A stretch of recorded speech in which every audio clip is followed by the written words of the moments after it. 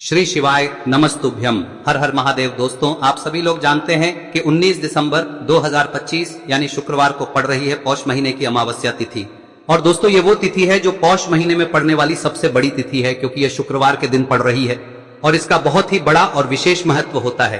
पूज्य गुरु जी ने कहा है, अगर कभी भी मौका लग जाए और पौष महीने की अमावस्या तिथि शुक्रवार को पड़ जाए तो आप लोगों को 108 चावल के दाने वाला उपाय तो अवश्य ही करना चाहिए। और इन दोनों का संयोग बहुत ही कम आता है।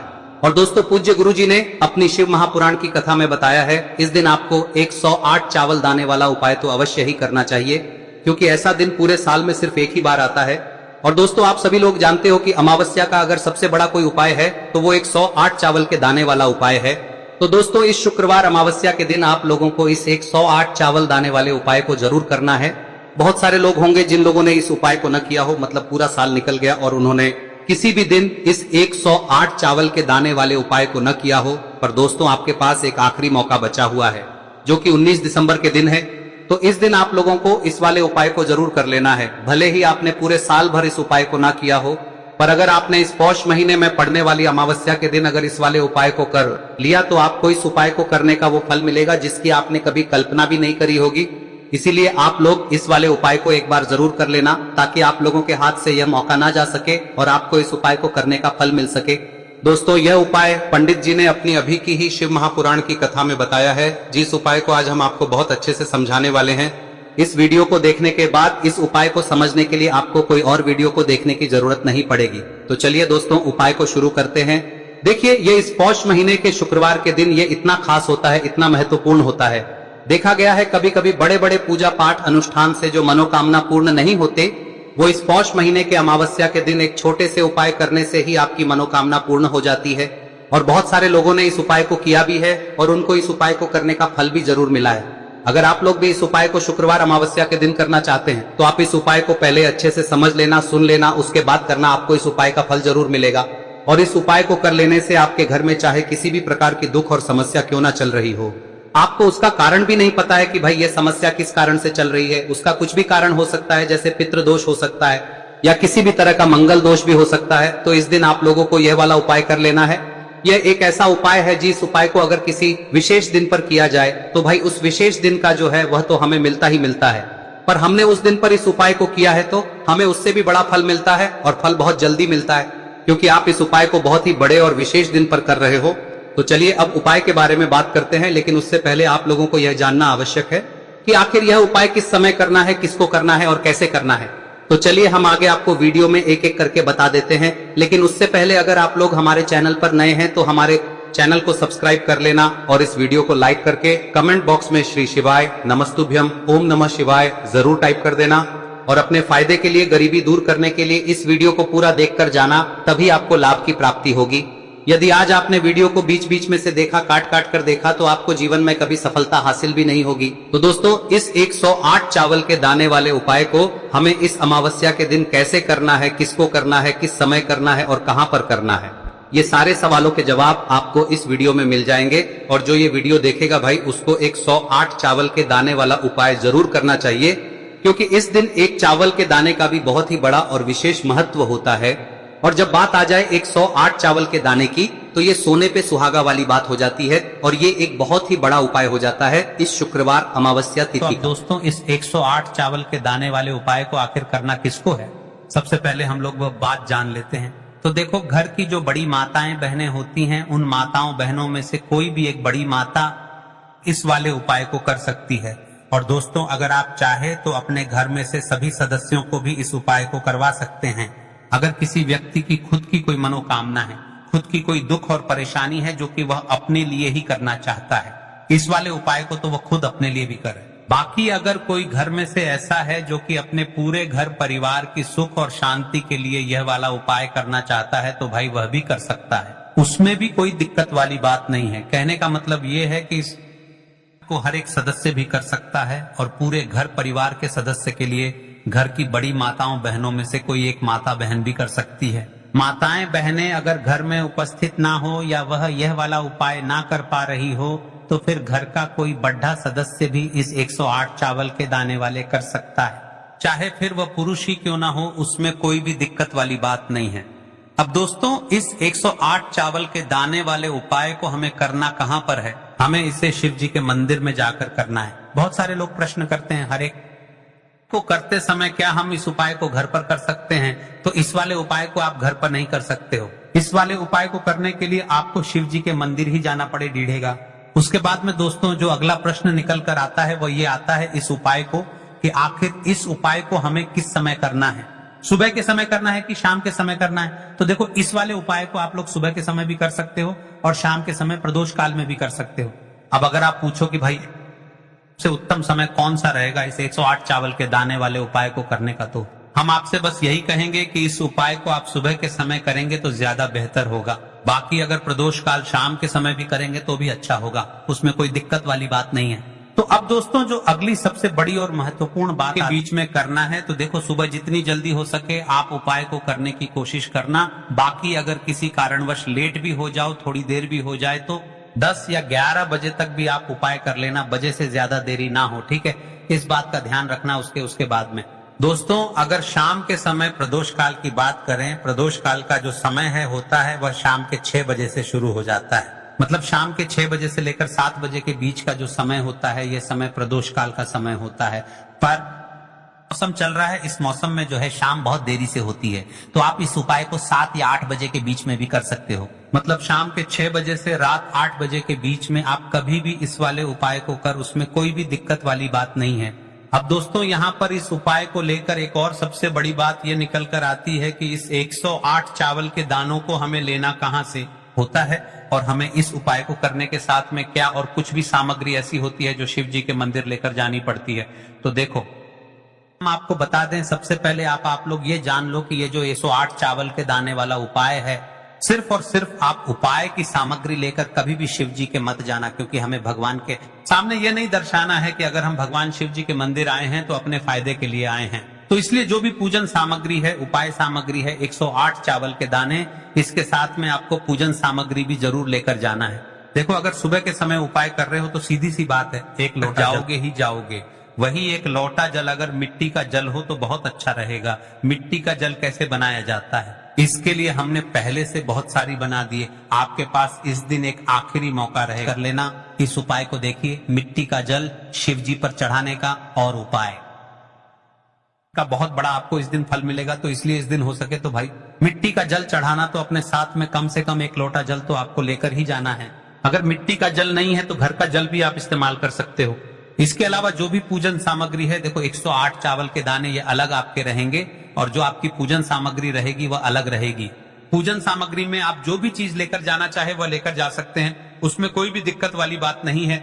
वहीं अगर हम बात करें के समय की, तो शाम के समय शिव जी पर जल नहीं चढ़ता है, इसीलिए शाम के समय आप लोग एक दीपक तैयार कर लें जो कि गोलबत्ती का आटे का शुद्ध देसी गाय का होगा, है ना? इस बात का आप लोगों को ध्यान रखना है और इस दीपक को आपको घर से जलाकर नहीं लेकर जाना है, भगवान शिव जी के मंदिर में जाकर ही जलाना है। इस बात का भी आप लोगों को ध्यान रखना है। अब दोस्तों यहाँ पर हमें इस बात को समझना है कि यह 108 चावल के दाने हमें लेना कहां से है। क्या हमें दुकान से लेकर आना है या हमें अपने घर से लेना है या से लेकर आना है और कौन से चावल लेना है, क्योंकि चावल भी बहुत प्रकार के होते हैं। तो देखो इन सभी सवालों के जवाब आप लोग एक बात में सुन, ये जो उपाय है इस उपाय में आपको ये नहीं देखना है कि भाई कौन से चावल है कौन से चावल नहीं है। बस जो भी चावल ले रहे हो वह चावल का दाना सबूत होना चाहिए, मतलब साबुत होना चाहिए, टूटा हुआ नहीं होना चाहिए, कटा पिटा नहीं होना चाहिए। यह बात आपको ध्यान रखना है। बाकी आपका चावल बासमती हो या सादा चावल हो या कोई सा भी चावल हो, उसमें कोई भी दिक्कत बात नहीं है। तो सीधी सी बात है कि आपके घर के रसोई घर में जहां पर आप भोजन बनाते हो वहां पर जो भी चावल आपके उपस्थित हो, चावलों में से अपनी एक कटोरी भर लेना या एक मुट्ठी चावल अलग से निकाल कर रख लेना, क्योंकि हम 108 चावल ही यहाँ पर इस उपाय में लेने वाले हैं, तो हमें ये चावल के दाने गिनकर निकालने पड़ेंगे। इस बात का आप लोगों को ध्यान रखना है। तो अपने उस चावल की कटोरी में से या चावल में से 108 ऐसे चावल के दाने आप लोग निकाल लो जो कि टूटे हुए ना हो, कटे पिटे ना हो, जिनमें कोई दाग ना लगा है ना। अच्छे साबुत चावल के दाने 108 दाने निकाल कर रख लो और इन्हें किसी भी एक कागज की पू में या किसी एक छोटी सी कटोरी में आप लोग रख लो ताकि यह सुरक्षित रहे। आपके एक भी चावल का दाना इधर उधर ना हो और आपका उपाय भी पूरा अच्छे समय जा रहे हो, तो भाई अपना दीपक है उसे तैयार कर लेना, ठीक है। और उपाय को करते समय शुद्धता का विशेष रूप से ध्यान रखना। ठीक है, सुबह स्नान करने के बाद ही उपाय को करने की आप लोग तैयारी करना, उसके जरूरत नहीं है, पर शुद्धता का ध्यान रखना है। आपको स्नान तो नहीं करेंगे, आप हाथ मुंह धोकर भी इस वाले उपाय को शाम के समय प्रदोष काल में कर सकते हैं। इसमें कोई दिक्कत वाली बात नहीं है। तो आप अपने उपाय की सामग्री तैयार करके आपके पास ही में जो शिव मंदिर हो वहां पर पहुंच जाइए। सबसे पहले शिव मंदिर में जाकर आप लोगों को उपाय नहीं करना है, पहले भगवान के दर्शन करना है। बाद अगर शाम के समय की बात करें तो शाम के समय आपको स्नान करने की भगवान से आशीर्वाद प्राप्त करना है। फिर शिव जी की शिवलिंग के पास में आना है। शिवलिंग के पास में आने के बाद आप जो पूजन सामग्री लेकर आए हुए हैं, जैसे कि सुबह गए हुए होंगे तो एक लोटा जल और जो भी पूजन सामग्री लेकर आए हैं आप उनसे भगवान शिव जी की पूजन कीजिए। सबसे पहले तो एक लोटा चढ़ेगा, उसके बाद में पूजन सामग्री चढ़ेगी। उसके बाद में अगर दोस्तों शाम के समय अगर आप इस उपाय को कर रहे हो तो अपने साथ में कम से कम एक जो दीपक है गोलबाती का, जो आप अपने साथ में लेकर गए हो, उस दीपक को मंदिर में जाकर अपनी माचिस से जलाना है और उस दीपक को शिवलिंग के पास में रखना है। ठीक है, दीपक को रखने के बाद ही आप लोगों को अपना यह वाला उपाय शुरू करना है और दीपक को ज्यादा पास में मत रखना। भगवान शिव जी को आंच नहीं लगनी चाहिए, है ना। तो से ही पूजा अर्चना हो जाती है, आप भगवान शिव जी को प्रसन्न कर लेते हैं। उसके बाद में शिवलिंग के पास ही में आप कहीं पर बैठ जाइए, सामने या आसपास जिस जगह पर आपको बैठना हो वहां पर बैठ जाइए और अपने वह 108 चावल के दाने अपने सामने निकाल कर रख लीजिए, क्योंकि अब यहाँ पर उपाय को यहाँ पर करने की आपको तैयारी करना है। और इस तरीके से जब आप उपाय करेंगे पूजन सामग्री करने के बाद, पूजन अर्चना करने के बाद, तो आपको उपाय का फल बहुत जल्दी और बहुत बड़ा मिलेगा। तो अपने 108 के दाने अपने सामने निकाल कर रख, और ये जो उपाय है ये आपकी सीधे हाथ की हथेली से होगा, इसलिए इस बात का भी विशेष रूप से ध्यान रखना है। तो सीधे हाथ की हथेली का प्रयोग करके ही आप लोग अपना इस वाले उपाय को करना। अपने सामने जो भी आपकी कागज की पुड़ियां हैं उसको खोल कर रख लो, या कटोरी है तो भाई उसे अपने सामने रख लो और अपने वह 108 चावल के दाने निकाल लो। ठीक है, उसके बाद में दोस्तों अब आपको क्या करना है कि शिवलिंग आपके सामने होगी तो वह 108 चावल के दाने करके आपको शिव जी के शिवलिंग के ऊपर चढ़ाना है। कहां पर चढ़ाना है? शिवलिंग के ऊपर चढ़ाना है और कहीं पर भी नहीं चढ़ाना है। आपको अपने हथेली से तो शिवलिंग के ऊपर चढ़ना है, भले ही फिर वह अपने आप जलाधारी पर गिर जाए या मतलब वहीं पर गिर जाए, उसमें कोई दिक्कत वाली बात नहीं है, पर आप चढ़ाओ शिवलिंग के ऊपर ही। तो आपको क्या करना है, अपना पहला चावल का दाना उठाना है, श्री शिवाय नमस्तुभ्यम बोलना है और शिवलिंग पर चढ़ा देना है। इसी तरीके से दूसरा चावल आना उठाए पर चढ़ाना है और मंत्र बोल देना है, और फिर तीसरा चावल का दाना उठाना है, श्री शिवाय नमस्तुभ्यम बोलना है और चढ़ा देना है।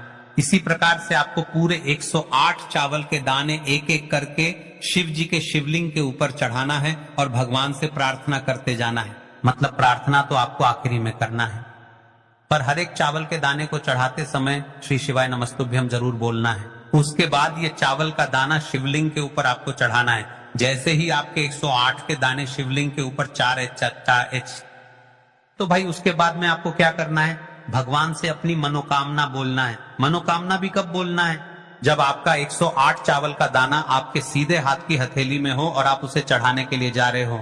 श्री शिवाय नमस्तुभ्यम बोलकर उस आखिरी चावल के दाने को शिवलिंग के ऊपर चढ़ा देना और भगवान से फिर अपनी वह मनोकामना बोल देना, जिस मनोकामना के लिए आप लोग अपना यह वाला उपाय कर रहे हो, जिस भी दुख और परेशानी के आप लोग अपना यह उपाय कर रहे हो। उसके बाद में जैसे ही आप अपनी मनोकामना बोल देते हो, आपका यह वाला उपाय पूरा हो जाता है। पर दोस्तों, उपाय को करने के बाद आप लोगों को 2 मिनट भगवान शिव जी के मंत्र का जाप जरूर करना है, और मंत्र का जाप करने के बाद भगवान से एक और बार प्रार्थना करना है अपनी मनोकामना के लिए, या अपनी जो भी दुख और परेशानी है उसके। इसके बाद में आप लोग भगवान को देखकर भगवान से प्रार्थना करके उनसे आशीर्वाद लेकर वहां से उठ सकते हैं और अपने घर पर जा सकते हैं। दोस्तों यहाँ पर यह उपाय पूरा हो जाता है। इस तरीके से जो भी व्यक्ति छोटी छोटी चीजों का ध्यान रखते हुए इस 108 चावल के दाने वाले उपाय को करेगा, निश्चित सी बात है उसे उसकी मनोकामना जल्द ही पूर्ण होगी, और जो भी दुख और परेशानी है वह भी बहुत ही जल्दी दूर होंगे। और दोस्तों, अगर आपको हमारी ये वीडियो पसंद आई हो तो हमारे इस वीडियो को लाइक और चैनल को सब्सक्राइब जरूर करें। हर हर महादेव, ओम नमः के पौष शिवाय। मास के दिनों में विशेषकर भगवान शिव और माता पार्वती और विष्णु भगवान का पूजन किया जाता है। अब साथ ही साथ अमावस्या का दिन भी पड़ गया है, तो ऐसा समझ लीजिए आपके जीवन में धन भी आएगा, सुख भी आएगा, धन बढ़ेगा भी, और साथ ही साथ आपके जीवन के सारे संकटों को भगवान शिव जी दूर कर देंगे। तो चलिए सबसे पहले बात कर लेते हैं सबसे पहले उपाय की, जो कि अमावस्या वाले दिन आपको विशेषकर करना है। और इस उपाय को करने से आपकी कोई भी ऐसी इच्छा, कोई भी विश जो अभी तक अधूरी है, पूरी नहीं हो रही है, तो आपकी बड़ी से बड़ी विश और मनोकामना भी पूरी हो जाती है जब आप शुक्रवार अमावस्या वाले दिन इस पहले उपाय को कर लेते हैं। तो देखिए, आप सभी जानते हैं कि श्री हरि विष्णु जो है उन्हें तुलसी दल सबसे प्रिय है। बिना तुलसी माता के श्री हरि विष्णु अधूरे हैं और बिना तुलसी पत्तों के श्री हरि विष्णु का भोग अधूरा है। अब श्री हरि विष्णु को प्रसन्न करके आप अपनी किसी भी मनोकामना को पूरा कर सकते हैं, क्योंकि श्री हरि विष्णु प्रसन्न हो गए तो आपकी कोई भी विश और इच्छा मनोकामना अधूरी नहीं रहेंगी। तो आपको तुलसी के 5 पत्ते लेने हैं। अब ये 5 तुलसी के पत्ते जो आपने लिए हैं, ये